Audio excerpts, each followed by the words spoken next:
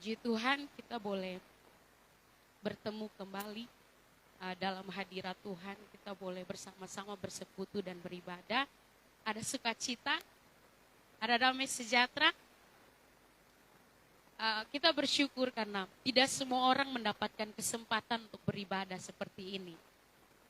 Ya, banyak orang di luar sana, bahkan di tempat-tempat yang mungkin di daerah negara Cina ya, itu orang-orang mau beribadah itu sangat susah sekali. Mereka harus bersembunyi, mereka harus mempertaruhkan nyawa mereka bahkan untuk beribadah seperti ini, untuk berkumpul seperti ini, untuk mereka boleh bersama-sama memuji dan menyembah Tuhan. Sesuatu yang sangat beresiko besar bagi mereka.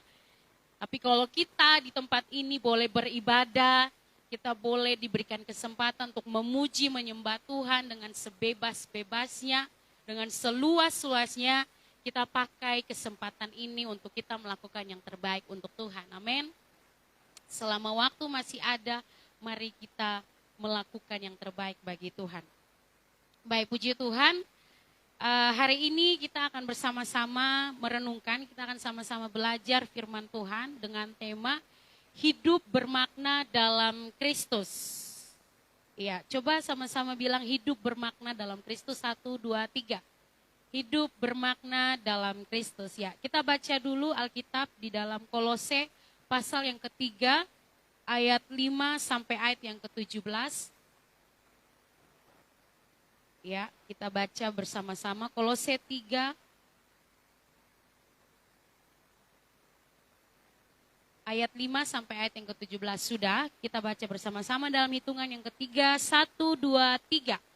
Karena itu matikanlah dalam dirimu segala sesuatu yang duniawi, yaitu percabulan, kenajisan, hawa nafsu, nafsu jahat, dan juga keserakahan yang sama dengan penyembahan berhala. Semuanya itu mendatangkan murka Allah atas orang-orang durhaka. Dahulu kamu juga melakukan hal-hal itu ketika kamu hidup di dalamnya. Tetapi sekarang buanglah semuanya ini, yaitu marah, geram, kejahatan, fitnah, dan kata-kata kotor yang keluar dari mulutmu. Jangan lagi kamu saling mendustai, karena kamu telah menanggalkan manusia lama serta kelakuannya, dan telah mengenakan manusia baru yang terus-menerus diperbaharui untuk memperoleh pengetahuan yang benar menurut gambar Khaliknya. Dalam hal ini tiada lagi orang Yunani atau orang Yahudi, orang bersunat atau orang tak bersunat, orang barbar atau orang Skit, budak atau orang merdeka, tetapi Kristus adalah semua dan di dalam segala sesuatu. Karena itu sebagai orang-orang pilihan Allah yang dikuduskan dan dikasihinya, kenakanlah belas kasihan, kemurahan, kerendahan hati, kelemah lembutan, dan kesabaran. Sabarlah kamu seorang terhadap yang lain, dan ampunilah seorang akan yang lain. Apabila yang seorang menaruh dendam terhadap yang lain, sama seperti Tuhan telah mengampuni kamu, kamu perbuat jugalah demikian. Dan di atas semuanya itu, kenakanlah kasih sebagai pengikat yang mempersatukan dan menyempurnakan. Hendaklah damai sejahtera Kristus memerintah dalam hatimu, karena untuk itulah kamu telah dipanggil menjadi satu tubuh, dan bersyukurlah. Hendaklah perkataan Kristus diam dengan segala kekayaannya di antara kamu, sehingga kamu dengan segala hikmat mengajar dan menegur seorang akan yang lain, dan sambil menyanyikan mazmur dan puji-pujian dan nyanyian rohani, kamu mengucap syukur kepada Allah di dalam hatimu. Dan segala sesuatu yang kamu lakukan dengan perkataan atau perbuatan, lakukanlah semuanya itu dalam nama Tuhan Yesus, sambil mengucap syukur oleh Dia kepada Allah Bapa kita. Berikan tepuk tangan buat Tuhan Yesus Kristus. Firman Tuhan cukup jelas ya. Sebenarnya kalau saya tidak merincikan lagi, sebenarnya sudah sangat jelas ya. Firman Tuhan tidak berbicara memakai bahasa yang tinggi. Ini bahasa-bahasa yang sederhana dan mudah kita pahami. Tapi mari kita coba bersama-sama merenungkan kaitan tema kita dengan bacaan firman Tuhan pada pagi hari ini. Ya, hidup bermakna dalam Kristus. Kalau kita lihat kata makna, ini menunjuk pada arti atau maksud. Atau bisa juga dengan kata tujuan. Jadi makna itu merujuk pada arti atau maksud atau tujuan. Nah, pertanyaannya untuk kita semua pada pagi hari ini, apakah kita sudah menemukan arti atau tujuan dari hidup kita? Coba boleh angkat tangan yang sudah mengerti arti, makna, tujuan hidupnya, boleh angkat tangan sama-sama. Ragu-ragu. Ada yang mau angkat tapi naik turun. Ada yang mungkin lagi bergumul kuat dalam hati. Saya sudah menemukan makna hidup saya atau belum ya? Apa ya kira-kira arti dan tujuan hidup saya? Wah, gawat kalau kita tidak tahu apa arti, makna dan tujuan hidup kita. Kalau kita tidak tahu, bahaya. Berarti kita sedang bilang, secara tidak langsung kita sedang bilang bahwa hidup saya ini sia-sia. Saya hidup hanya asal hidup. Saya tidak punya tujuan, saya tidak punya goal. Pokoknya saya jalani saja, apa yang ada saya jalani. Apakah seperti itu? Jadi mau buat apa saja, suka-suka saja. Seperti itu. Saya percaya bahwa kita semua di sini tidak seperti itu. Saya yakin bahwa sebagian besar di antara kita sudah menemukan makna hidup kita. Amin. Iya. Meskipun masih ragu-ragu angkat tangan. Iya, oke. Nah, itu pertanyaan penting untuk kita yang harus kita tanyakan ke diri kita setiap saat. Apa ya makna hidup saya ini? Apa ya arti hidup saya? Apa tujuan hidup saya? Ya, kita perlu bertanya-tanya seperti itu kepada diri kita. Nah, jadi ada orang-orang yang berusaha atau berjuang mati-matian untuk menemukan arti atau tujuan hidup mereka. Ya. Banyak orang yang berusaha melakukan segala sesuatu untuk membuat hidup mereka tuh lebih berarti, untuk membuat hidup mereka tuh terasa lebih bermakna. Jadi banyak sekali usaha yang dilakukan. Tapi kebanyakan dari kita manusia ya bukan menemukan arti atau tujuan hidup kita, makna hidup kita yang sesungguhnya. Kita bukan menemukan, tapi kita menciptakan. Kita menciptakan makna atau tujuan hidup kita sendiri. Paham ini Bapak Ibu Saudara-saudara sekalian? Ya, jadi kebanyakan dari kita melakukan kesalahan. Kita bukan mencari dan menemukan makna sejati hidup kita, tapi kita malah menciptakan. Nah, nanti sebentar saya jelaskan. Kita menciptakan tujuan hidup kita sendiri, kita menciptakan makna hidup kita sendiri berdasarkan pengertian kita sendiri. Jadi ada orang-orang yang berkata, hidup saya itu berarti atau bermakna kalau saya sukses dalam karir, dalam pekerjaan, punya itu, punya ini, ya kan? Saya bisa dapat pasangan yang seperti ini, saya punya rumah yang seperti ini, saya punya mobil mewah yang seperti ini. Jadi ada orang-orang yang menaruh makna hidupnya pada hal-hal seperti itu. Dia menciptakan makna hidup yang seperti itu dan dia berusaha mati-matian sepanjang hidupnya untuk mengejar semua itu. Iya. Banyak orang, ya kita semua, saya yakin kita semua punya impian, ya kita semua punya mimpi, kita semua punya hal-hal yang ingin kita wujudkan. Ya. Tapi kita perlu berhati-hati di situ. Karena terkadang apa yang kita inginkan ternyata tidak selaras atau tidak sejalan dengan apa yang Tuhan mau. Apa yang Tuhan sudah kehendaki, apa yang Tuhan sudah rencanakan untuk hidup kita. Bapak Ibu Saudara-saudara, kita seringkali lupa bahwa arti atau tujuan hidup kita itu sudah diciptakan. Atau sudah ditetapkan. Ini yang tadi saya bilang. Harusnya kita menemukan destiny itu. Harusnya kita menemukan tujuan itu. Harusnya kita menemukan makna itu. Bukan menciptakan destiny yang baru untuk hidup kita. tujuan yang baru untuk hidup kita atau makna yang baru untuk hidup kita. Setuju?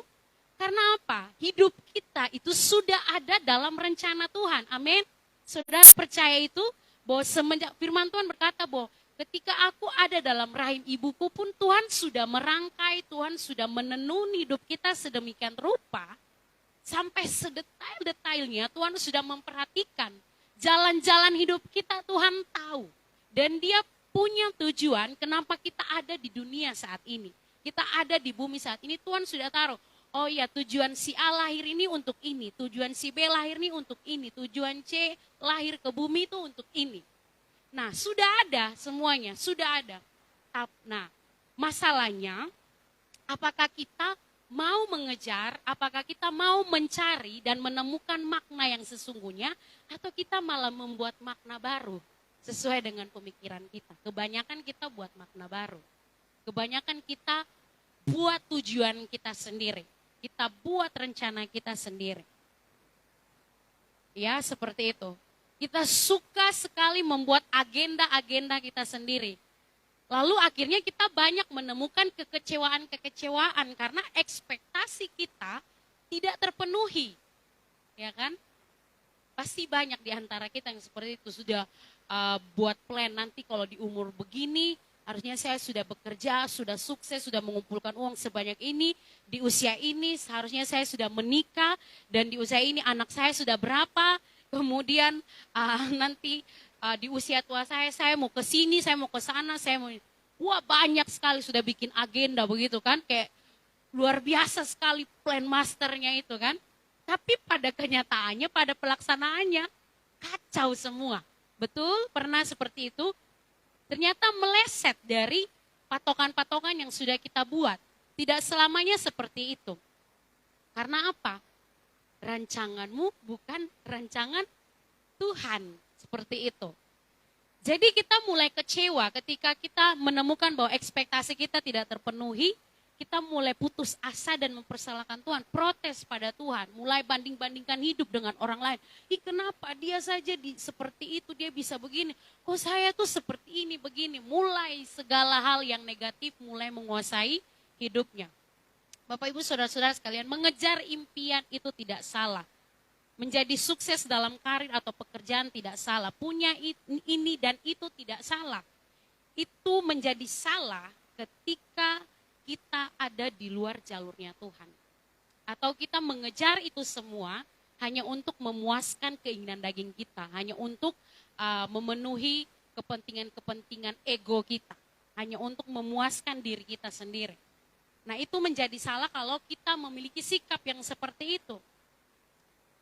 Jadi sepanjang hidup kita hanya habis untuk mengejar hal-hal yang demikian.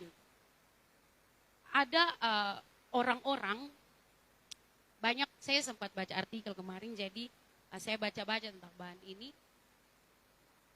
Ada orang-orang banyak, jadi mungkin mereka melakukan survei, jadi mereka bertanya kepada orang-orang yang sudah ada di, ya kalau mau bilang sudah ada di puncak kehidupan atau karir mereka, mereka sukses, mereka memiliki ini dan itu.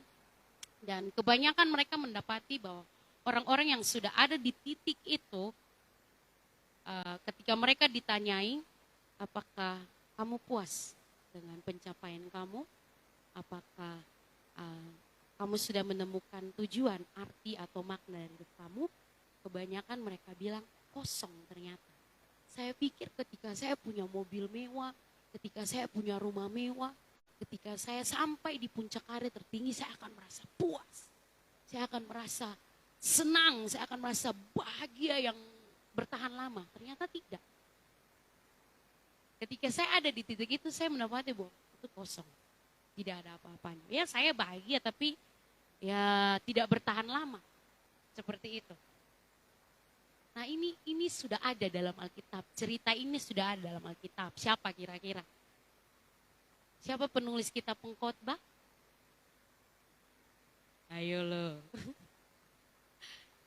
Penulis kitab pengkhotbah adalah Raja, anaknya Daud. Kita agak main kuis-kuis sedikit. Iya, Raja Salomo. Ya, kita belajar dari Raja Salomo. Ini pelajaran yang sangat menarik. Coba salah satu orang buka dalam Pengkhotbah pasal 1, baca ayat 2, 8, ya ayat 2, kemudian ayat 8. Pengkhotbah pasal 1 ayat yang kedua. Ya. Pengkhotbah 1 ayat 2.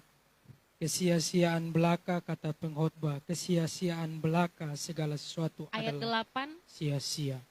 Segala sesuatu menjemukan sehingga tak terkatakan oleh manusia. Mata tidak kenyang melihat, telinga tidak puas mendengar. Ayat 14. Aku telah melihat segala perbuatan yang dilakukan orang di bawah matahari. Tetapi lihatlah, segala sesuatu adalah kesia-siaan dan usaha menjaring angin. Ya, terima kasih. Kita perhatikan dulu nih background atau latar belakang orang yang bicara seperti ini, bahwa oh semua yang di kolong langit itu sia-sia, semua usaha, semua pekerjaan manusia sia-sia. Coba kita lihat ya, kalau kayak orang-orang yang tidak ada apa-apanya bicara seperti ini, pasti omong apa, belum rasa apa-apa juga, belum menikmati indahnya dunia, sudah omong begitu. Tapi mari kita lihat latar belakang dari orang yang bicara tentang ayat ini, yang mengatakan bahwa semua upaya manusia di bawah matahari itu sia-sia. Salomo, Alkitab mencatat bahwa dia adalah raja yang memiliki kekayaan yang tidak terkira. Ya, ini bukan dongeng, ini nyata. Ini nyata. Orang ini pernah hidup dan pernah ada di bumi.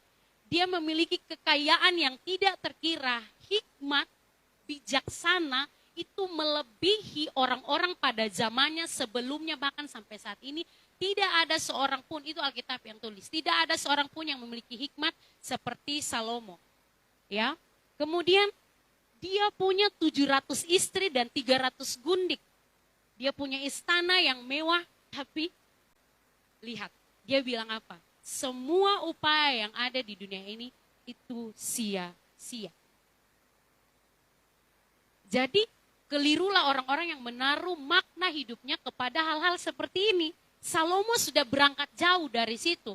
Dia dia akhirnya menemukan bahwa bukan, makna hidup saya, arti atau tujuan hidup saya bukan pada mencapai semua ini, tidak, karena pada kenyataannya ini semua tidak memberikan kepuasan batin kepada saya. Ini semua tidak memberikan ketenangan jiwa yang kekal kepada saya. Ini semua tidak memberikan rasa aman dan rasa tenang kepada saya. Dan akhirnya di ujung dari pencariannya, dia menemukan makna hidup yang sesungguhnya. Coba baca di Pengkhotbah pasal 12 ayat 13. Pengkhotbah pasal yang ke-12 ayat 13. Ini di akhir dari kitab ini ya. Jadi akhir dari perjalanan pencarian makna hidup. Boleh dibaca? Pengkhotbah 12 ayat 13. Akhir kata dari segala yang didengar ialah, takutlah akan Allah dan berpeganglah pada perintah-perintahnya. Amin. Karena ini adalah kewajiban setiap orang. Iya. Jadi pada akhirnya Salomo menemukan bahwa makna hidup yang sesungguhnya, tujuan yang hidup sesungguhnya adalah takut akan Tuhan. Itulah makna hidup yang sesungguhnya. Berpegang pada perintah-perintahnya.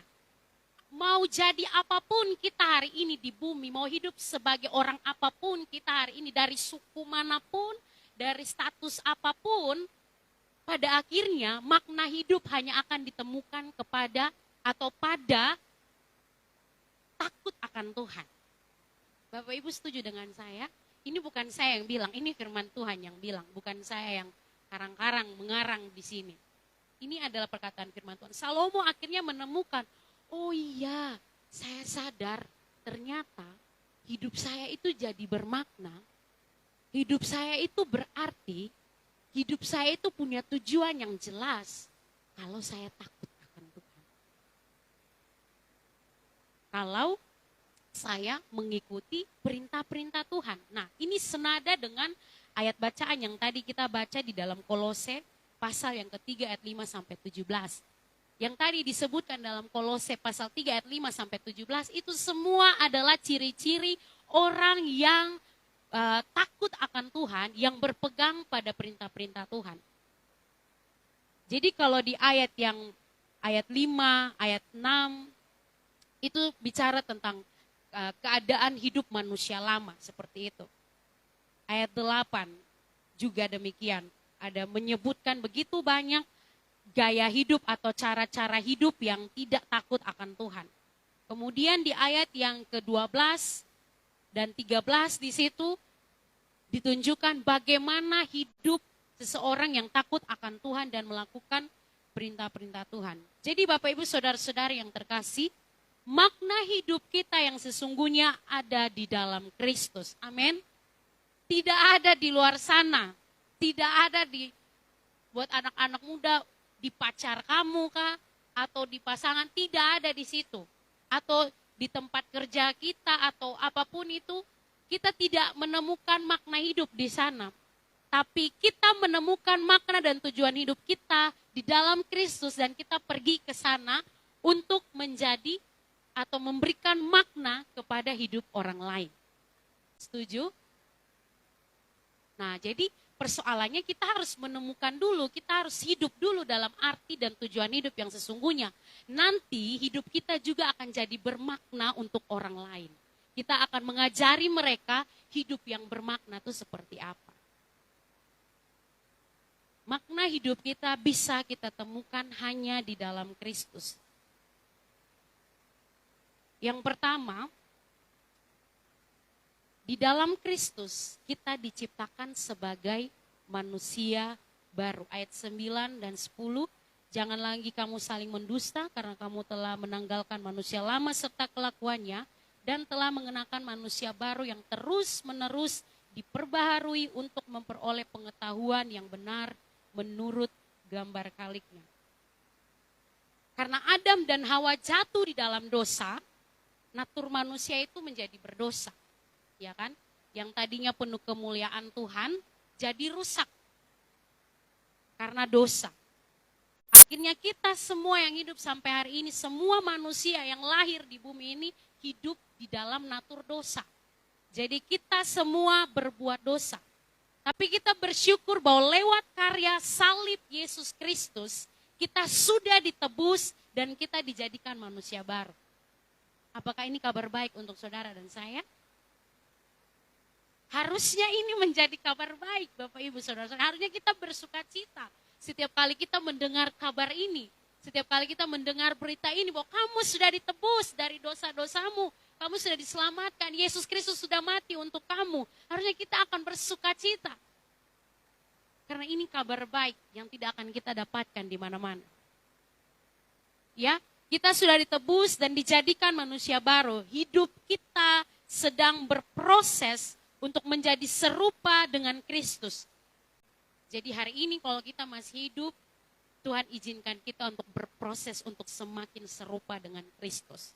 Jadi jangan cari makna, arti atau tujuan yang lain di luar sana. Buang-buang waktu, sebentar mati, selesai Tuhan tanya, sudah serupa dengan Kristus?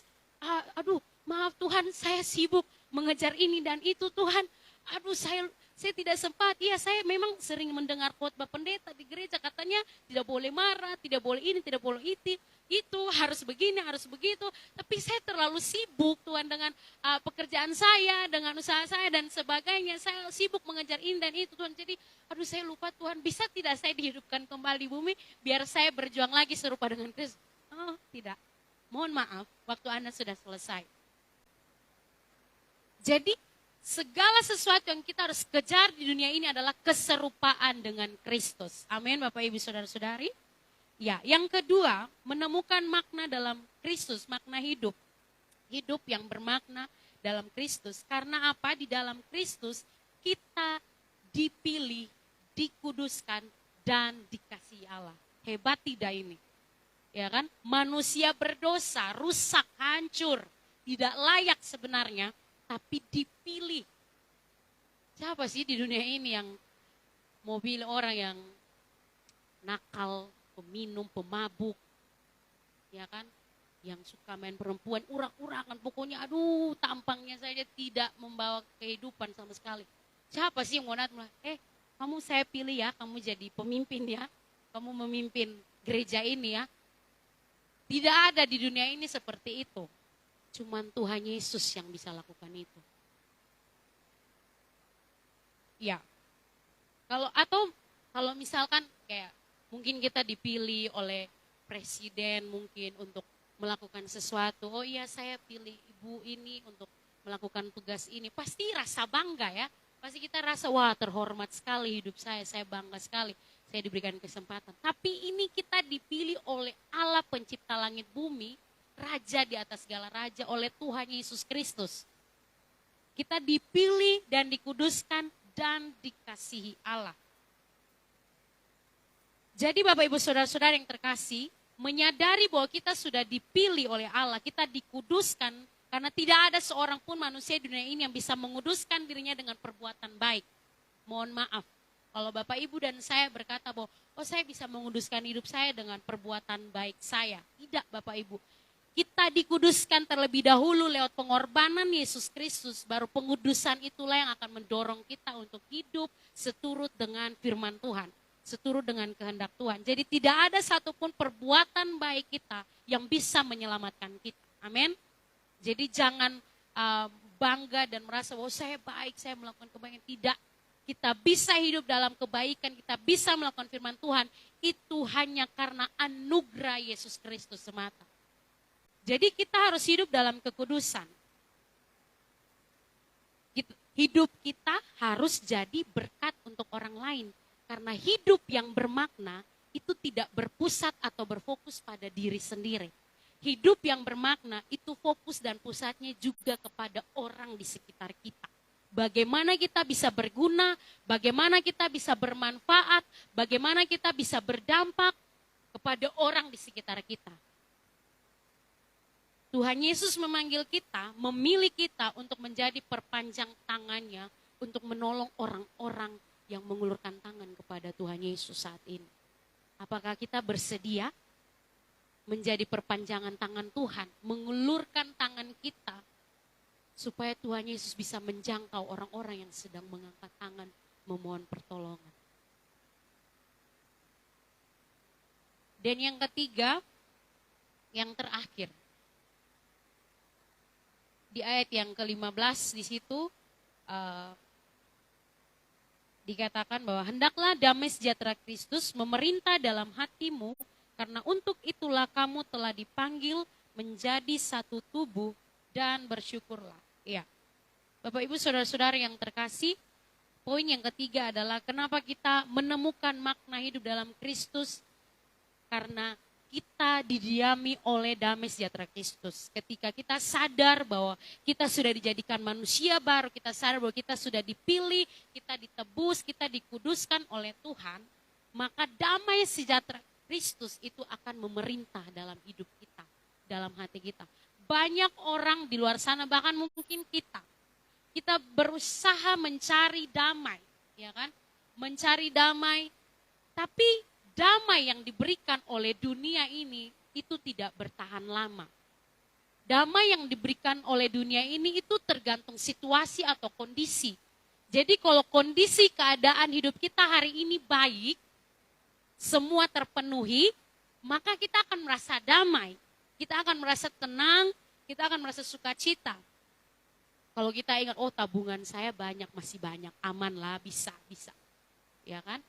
Oh pekerjaan saya sangat menjamin sekali. Nah, kita merasa bahagia, kita merasa damai, kita merasa sukacita akan hal itu. Tapi itu bersifat musiman Bapak Ibu. Damai seperti itu bisa datang dan pergi. Kalau tabungan kita mulai menipis atau habis, damai sejahtera kita juga hilang. Betul? Kekhawatiran yang datang, aduh ini bagaimana ini? Bagaimana cara menghandle, mengatasi ini? Ya kan? Kalau misalkan kita hubungan kita tidak baik atau mungkin kita punya masalah di tempat kerja atau di tempat pelayanan atau dimanapun, damai sejahtera kita bisa hilang. Bisa. Ini adalah jenis damai yang situasional atau kondisional. Jadi tidak kekal, tidak bertahan lama. Tapi damai sejahtera yang kita terima dari Tuhan Yesus itu bersifat kekal. Damai sejahtera yang Tuhan Yesus berikan kepada kita itu melampaui segala akal dan pikiran. Segala damai, sukacita yang ada di bumi itu masuk akal, ya kan? Saya dapat uang, saya sukacita, saya damai, itu masuk akal. Betul? Halo, masih ada orang? Iya, terlalu serius kayaknya, saya terlalu serius kayaknya ya. Oke. Ya, kalau saya terima berkat, saya merasa damai, saya merasa sukacita, masuk akal, betul? Tapi saya minus, saya punya kekurangan di sana sini, tapi saya bisa tetap merasakan damai, saya bisa tetap merasakan sukacita, saya bisa tetap tenang-tenang saja tentang hari besok. Berarti itu itu masuk akal atau tidak? Tidak masuk akal sebenarnya, iya kan? Masa lagi kekurangan, lagi susah, ini itu lagi tunggu untuk dibayar segala macam. Masa dia bisa bersukacita? Haleluya, puji Tuhan, tagihan saya banyak. Saya tidak punya uang di dompet, saya bersyukur Tuhan. Ya, itu kan orang bilang, gila, itu memang sudah gila itu ya. Tidak sanggup membayar sehingga menutupinya dengan cara seperti itu. Ya kita tidak seperti itu ya. Tapi kalau ada damai sejahtera Kristus dalam hati kita, itu mengalir saja. Ketika kita lihat ada kekurangan, kita mulai angkat hati kepada Tuhan. Bapa, aku tahu bahwa Engkau peduli akan hidupku. Aku tahu bahwa Engkau Bapa yang baik, Engkau menyediakan apa yang aku butuhkan. Aku bersyukur meskipun saat ini aku belum melihat pertolongan itu. Tapi aku percaya Engkau pasti menolong aku. Roh Kudus mengalirkan damai itu, mengalirkan sukacita itu, optimisme, harapan itu, kebangkitan itu terjadi dalam roh kita.